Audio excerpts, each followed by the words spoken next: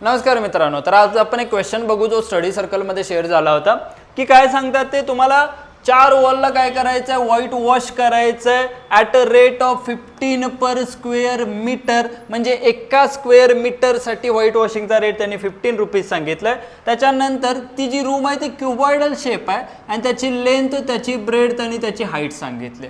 तर आता एक गोष्ट बघा, क्युबॉइडल शेप नियर लाईक दिस असतो. आता त्यांनी त्याची लेंथ दिले, त्याची हाईट दिले, त्याची ब्रेडथ दिले. ब्रेडथ विल बी लाईक दिस. आता त्यांना जर या 4 वॉलला म्हणजे या बाजूच्या 4 वॉलला काय करायचं आहे, व्हाईट वॉश करायचं आहे आणि 15 रुपीज पर स्क्वेअर मीटरसाठी चार्ज द्यायचा आहे. आपल्याला तो टोटल चार्ज बघायचा आहे. मग आता थोडासा विचार करावाचा की फ्रंट वॉल जी असेल ती 10/4 ची असेल, कारण फ्रंट तुम्ही लेंथ बघितली, त्याच्यानंतर हाईट बघितली. याच्या मागे जी वॉल असेल ती मला वाटते की 4/4 ची असेल. सेम इकडे जर जाल तर ही वॉल 10/4 ची, याच्या इकडे असेल ती 4/4 ची. म्हणजे मला काय काढायचं आहे, तर हा व्हर्टिकल एरिया फाइंड आउट करून घ्यायचा आहे आणि त्याला 15 ने मल्टिप्लाय केलं तर माझं काम बनलं. मग आपण काय करू, हा व्हर्टिकल एरिया काढायच्या मागे लागू. मग व्हर्टिकल एरिया मला काय मिळणार आहे, तर व्हर्टिकल एरिया विल बी, जर आपण विचार केला तर 10 × 4 हे जे आहे हे 2 वेळेला येईल, कारण फ्रंट वॉल बॅक वॉल.